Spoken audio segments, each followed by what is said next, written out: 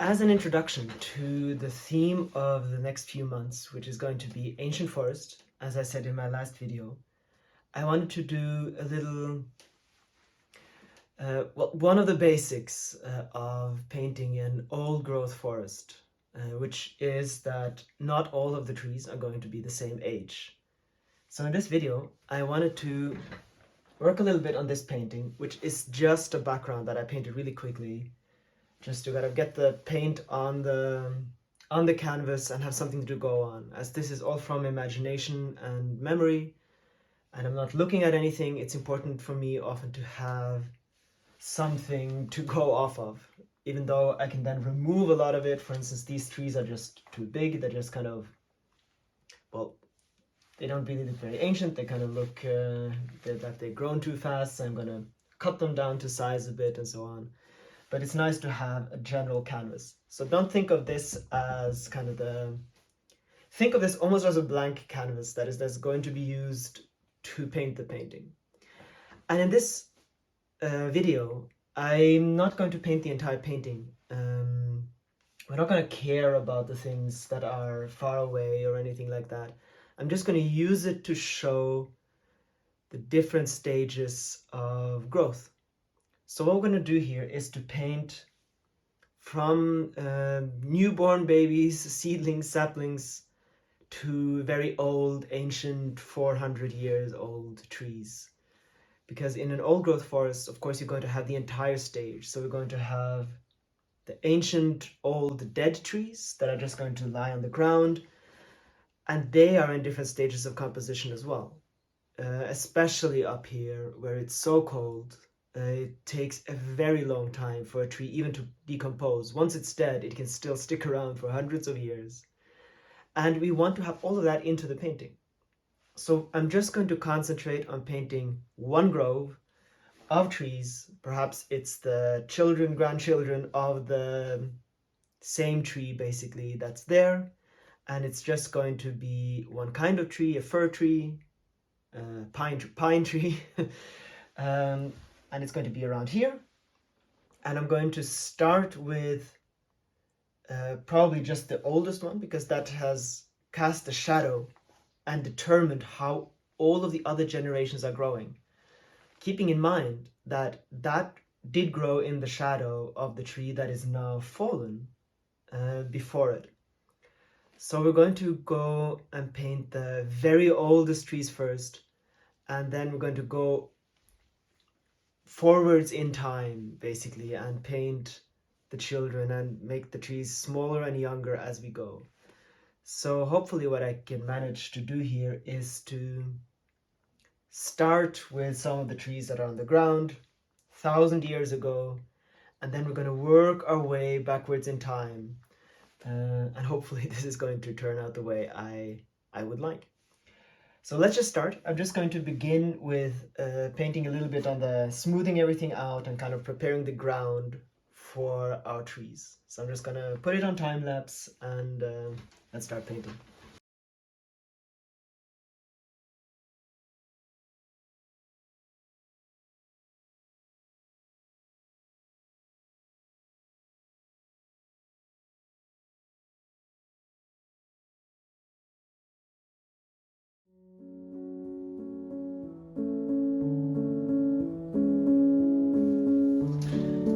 So let's start with the oldest tree. I think now it's just done the background, and we can start with absolutely the oldest tree that's going to be here. And as you can see, the old trees here, the old pine trees, they turn gray. And then they just get completely covered with moss. So actually, before I do anything gray, we can just start with kind of the contours of the absolutely oldest tree. So we can imagine that this is kind of the best place. It's kind of where they would like to establish themselves. And we have a little hill.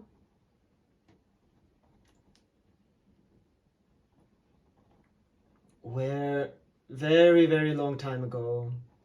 Let's say it stood here and fell down, and over time, mosses have just grown on top of it and created this little hill, which means that it's almost impossible to know that anything ever grew there if you're not looking for it. But you're just going to see these little ancient hills, and maybe, just so we can see it, let's get a different brush here. A little bit of the tree still kind of comes through.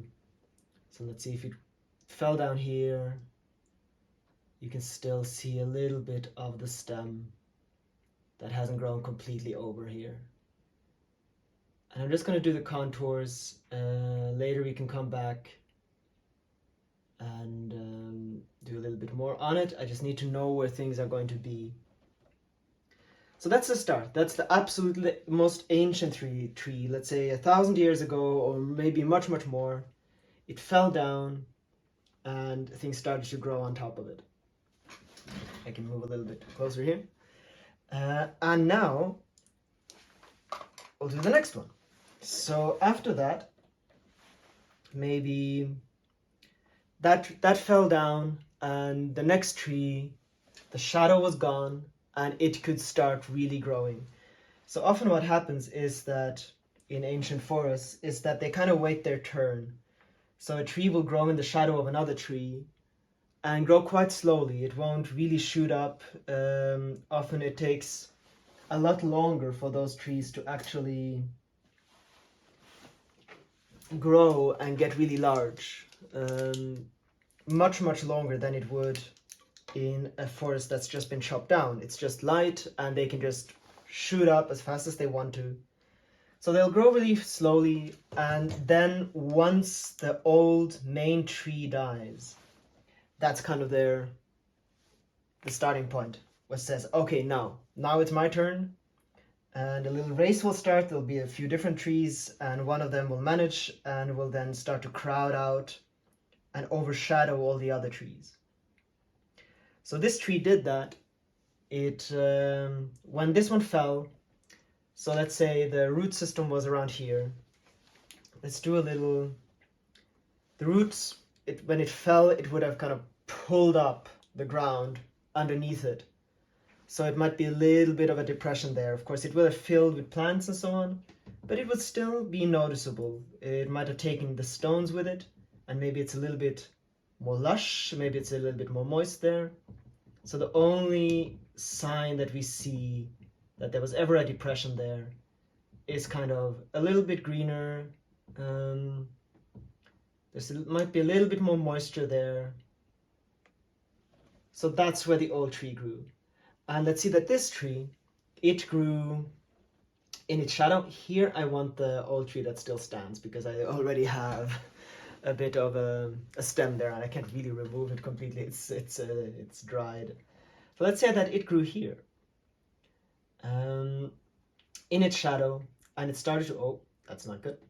And it started to grow up, and then it fell in time, hundreds of years later. So maybe this is now 600 years ago. It fell, and it fell at top of this one. We don't want to obscure that necessarily. And let's say that it fell like so. And the root system was here. Maybe it's not, maybe it's like 200 years ago. It's difficult to say. I'm still learning about this. So to see exactly how long ago something was, it's its own kind of science. So a lot of the things that I say here about ages and so on, do take it with a handful of salt. I have read about this and I have observed a lot, but it's still, if there are biologists looking at this, there are going to be mistakes. But these are just general thoughts, general ages. Let's say that it's a couple hundred years ago, or maybe a little bit less. It fell down here. It's still going to be quite moss grown, so we're going to remove a few things here. So it fell. But we can see more of the tree still there. And sometimes the trees fall with basically all of the branches still intact. It might fall if it's fresh, but let's say that this fell when it was completely dead. It's already stood there for a little while.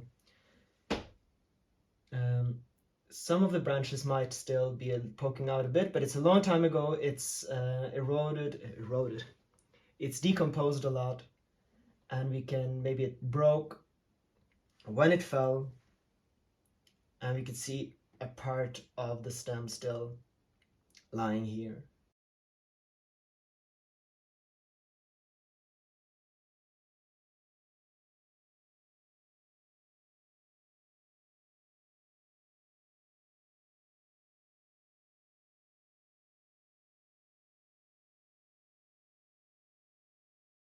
The older these trees get, they start turning. So if they're grown really fast, often you see it in timber. If it's chopped down and so on, you'll just see it straight line. You'll just see the if it splits up the tree. But the older they get, the more they start twisting and turning. So they grow like this. And on the really old trees, you see it especially when they're fallen and the bark is off. And you can see the twist on the tree, the fact that it has actually twisted around as it's grown.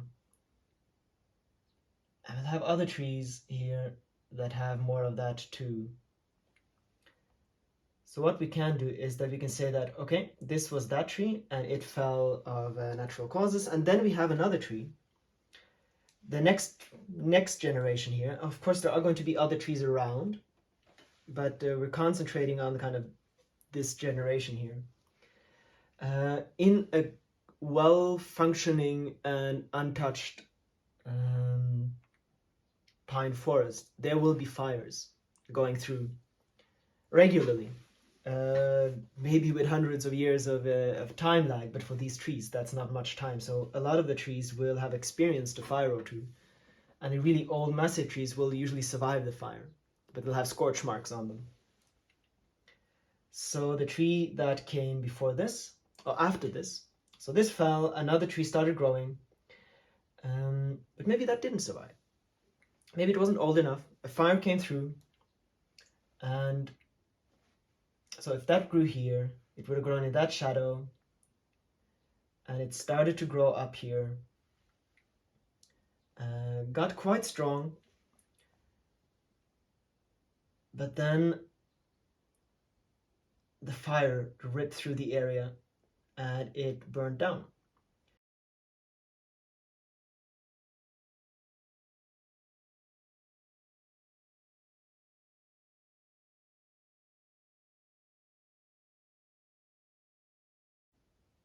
So let's say that the last tree that grew here,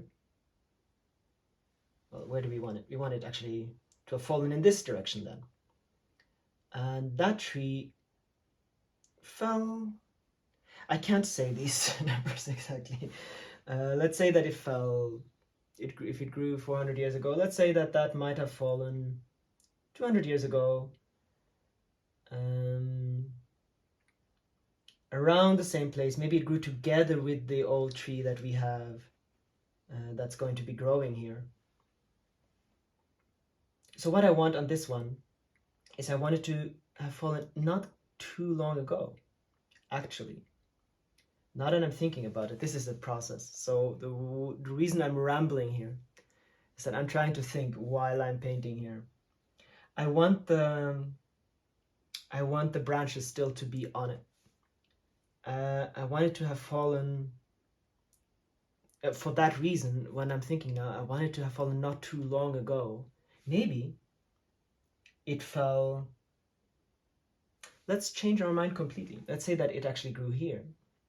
It's quite a wide area. These trees will take a lot of shadow for all the other trees. So let's actually expand the area. Let's say that it's not just here. Since a tree will block the sun all around it, it will block the sun under quite a wide area. And if you look at the very old forests, they're quite open. because the old trees, they will have blocked the sun for a long time all around them in quite a wide area. So let's say that this is the entire area. So the big tree here, it grew here, and it blocked the sun for this tree for a while, meaning that it didn't grow too big for maybe 200 years or something, and then it fell, and this tree started to be able to grow and become more vigorous.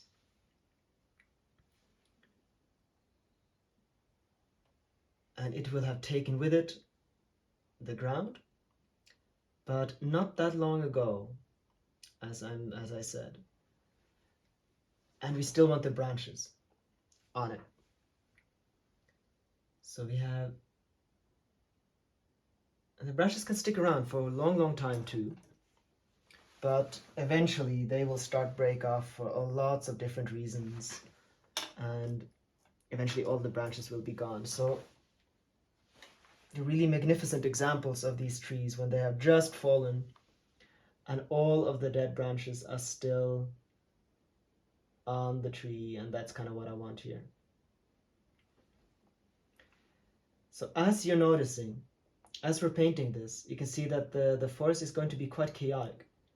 There's just a lot of dead trees, a lot of branches, and it's all going to be sticking around for a very long time. So in these old forests, it's just a lot denser than a lot of the newer ones. Even though they're often more open, in the sense of trees above, on the ground it's a complete chaos. Of course, we can paint in more of the branches as we go along here. I think we have the idea.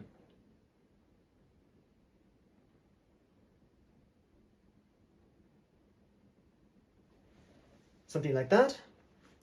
We decided that was an old tree as well. And just to kind of get that point along, it didn't grow that direction as my strokes are right now. It twisted as it grew, and so we have this kind of a look. Then, since it fell not very long ago, we're going to have earth underneath instead. There's no moss that has really managed to take root here yet. It's just stones that have, and it's picked up. Sometimes they pick up huge stones when they fall, that their roots have clung to, and then they just rip off. We can have something like that, a little bit darker underneath.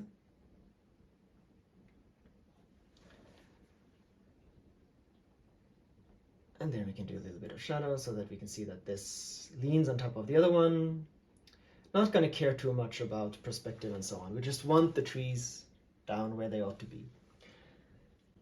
Now, this is the point. We have all of our fallen trees. This fell last. And now we have the truly ancient tree that is still standing. And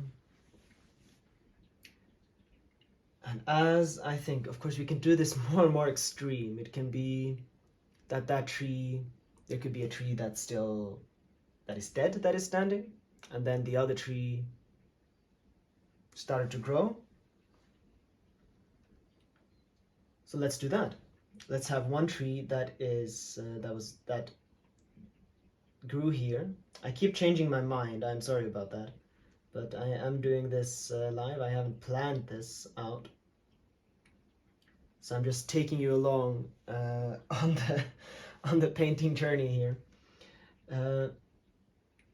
So here we have the old tree that grew, and it created a lot of shadow for this tree. I'm just going to start putting it down here.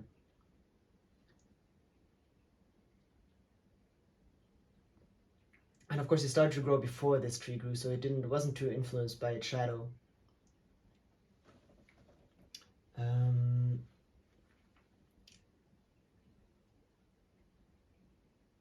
And it got to be quite big they start to die from above, often.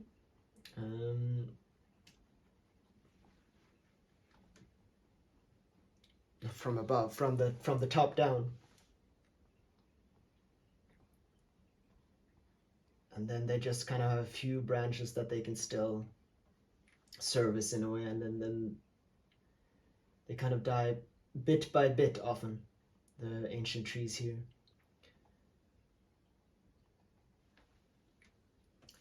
What we can imagine is that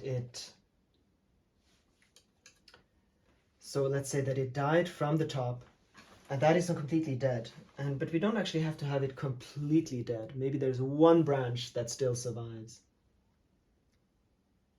So we kind of have the old dead branches here. Some of them have already fallen off.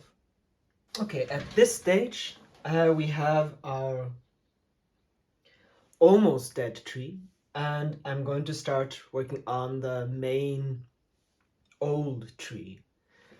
So this tree, let's say it's hundreds of years old, it's been growing for ages, and it's maybe at the end, but still kind of in the prime of its life. It's dominating the area, and there's just going to be a lot going on there. I'm just going to be painting this on time lapse.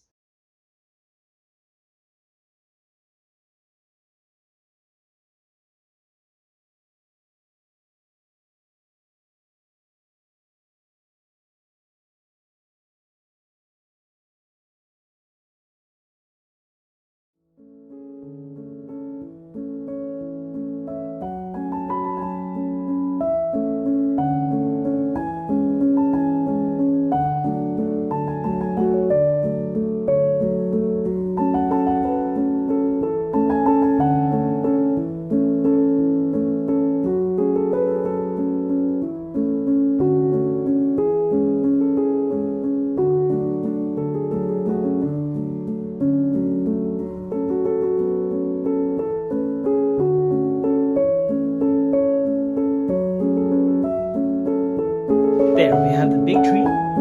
Now keep in mind, all of this I have to keep painting and make more shadows and details and so on. But in this video, I just want to place everything there and kind of tell the story. So most of the tree here is kind of there. It's obviously not done, but we have the shape of it. It's a large tree in the prime of its life. Do remember that the trees here, that's as tall as they get. Of course, this is a third often of the size that you'll see even in southern Norway or in Germany. But here, if this is 20 meters, that's it.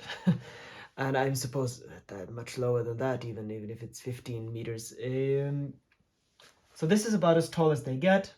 It's branched out in all directions, and it takes the sun. I'm going to put a little bit more layers on top of it later, just to kind of when the stage has come that it needs to be finished. What I did want to do now is to go further in time. So we have our oldest, and then we can see how they kind of go. Now it's time to plant the trees that are going to try to take over once this falls. So these will have sprouted quite a long time ago. They can even easily be over 100 years old, but they haven't been able to truly grow and branch out because they are in its shadow. And they're probably in the shadows of other trees around as well. But they are younger, they have grown up in the shadow of the tree. But they're not sproutlings. They're not truly young. If this tree were to fall, they would pretty quickly be able to branch out. They would then have to compete with each other, and then to see which one will be the next big tree. So what we can imagine is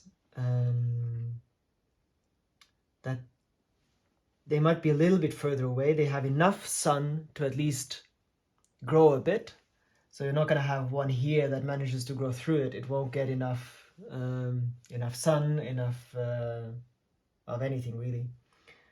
And they will be in a kind of little circle around it. So you often see that you'll have the one big dominating tree, and then you have the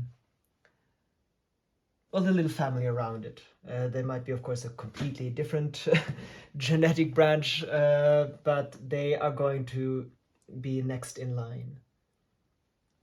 So let's get one here. And if it's here, of course, it's still going to be able to get a bit of sun. You might even shade a bit for in front of this tree.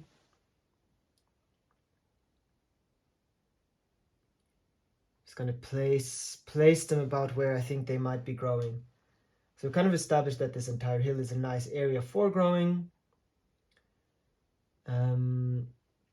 And let's have, but what you do see, this was, let's say that this could grow straight. So we imagine that the sun comes from here and it goes around and it sets there, which means that from this side there's quite a lot of sun. But if there's a little, it has sprouted here, the tree, but of course it's not getting any sun here. It's getting blocked, and it's not going to grow very fast. It can't just shoot up here. So what it will do is that it has tried to grow, but a lot of the branches on this side, they will have died. And then more and more of the branches will have, those branches that were on this side started to get sun, and quite a lot more sun than the ones here and even the ones on top. So the side branches of the tree that could collect the sun that comes from here, and then on the other side too, they will kind of start to stretch and try to bend over and grab the light from the other side. And maybe even one of the very small branches here, it was so successful compared to the other ones that the tree decided to put in a lot of effort and energy into that one. And this is when you get the really strange, wonderful shapes of trees in old forests, because they haven't all had lots of sun and a wonderful place. They have needed to kind of figure out, okay, there the sun is on my right, and I need to bend over and get the light there. Further up, we can say that, well, actually there was no light there at all, and it's had a hard life. It hasn't been able to kind of resist molds and so on. So maybe this one actually died, or it stopped growing from the top here. And it's only the branches that are further below that have managed to keep growing and kind of growing this direction. So if this one gets really old, you'll see this stage in the tree eventually. So let's say that this fell and this would be the one that took over. You would still have all of this history in the tree once it started to grow vigorously. So these could be the two. So this one has managed to grow much better. Of course, it hasn't got any light from here, but if the sun sets over here, I'm not entirely sure what the seasons might be here. Let's say that later the sun, in the middle of the summer, it might set a little bit longer, a little bit further in this direction. So it's getting sun from here, but not all the way around. So it would try to go a little bit further in this direction as well. So it's not going to be completely just shooting upwards, but it can be a lot healthier than the other one. So it's still growing from the top. It still makes sense for it to grow here. We're going to have a more traditional shape. So what I'm going to do here in the time lapse, I'm just going to give it a very traditional shape, while this one is going to get a little bit more bendy one. And I don't need to put these on time lapse actually. Let's just put a little bit of foliage on it, and then let's get down the sprouts. So this was dead, we said. And here it really tries to lean over and collect sunlight from over here.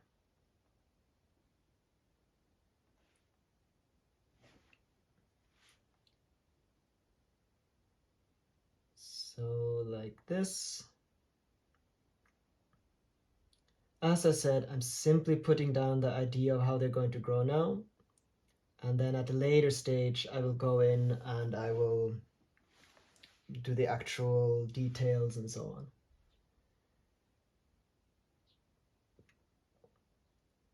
So this has been the most successful place for it to collect sun.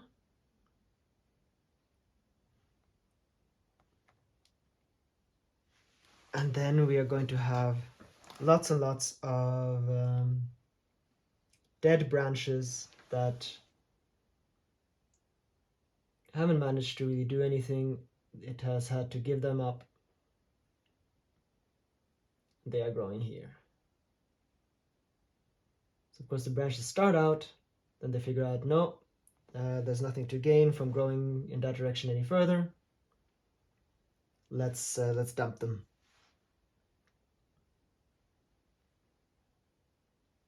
So like that. We can create a little bit of light just so that it's easier to see the tree here. There, and on the other one, as we said, healthier tree. It can collect the light all the way in the top as well, so it can keep growing in the kind of natural way that a pine would. With a nice top here. And you can put most of its energy into its top foliage. Because usually the trees won't put that much energy down here. It'll be here, and then the branches can die off down below where there's no light anymore.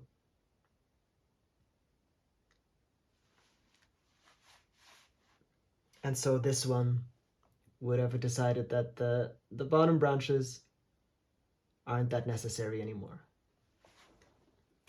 And then what you'll see in a forest like this is that there will be a very healthy and vigorous competition of small trees. Most of those will not manage to grow up. They will just simply be small saplings that have come down, and you'll see this in any forest. So let's plant a few of those. And these will be absolutely the youngest trees that will grow a little bit randomly around and just kind of test out if this is a good area to grow. So of course trees have an enormous amounts of seeds, and little saplings will just kind of try to grow. But of course, since there's been shadow here for a very long time from the bigger trees, they are not growing. So if this tree would fall and the other ones weren't very quickly to take over, you'd have lots of small saplings and all of them are shooting up like you would see in a newly cut forest. These ones will pretty quickly figure out that it's not a good place to grow. So they might be quite a bit older than you'd think just seeing that they're small saplings. So they're hoping that the tree will fall soon. But as it isn't falling soon, as it hasn't been falling yet, they won't have incredibly vigorous growth. They will have a little bit of a burst of energy. Maybe there's enough light coming to kind of keep them growing at a very small stage, but then they'll stop. So they're not necessarily incredibly healthy looking saplings. They might even be on the way to die unless the big tree goes away. And here I need to have quite a lot darker so that we can see the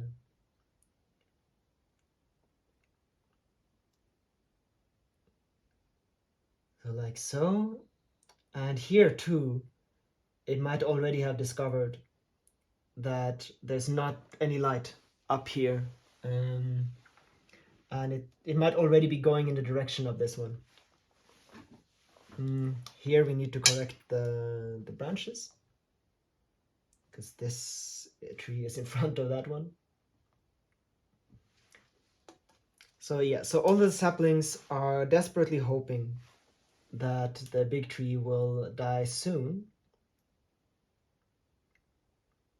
And if it's not, they will either die or they will just grow, and sometimes they are almost bonsais at the bottom and in the shadow. They might be able to just about survive, but not really grow, and they just kind of hold on with the hope that at some point things might change.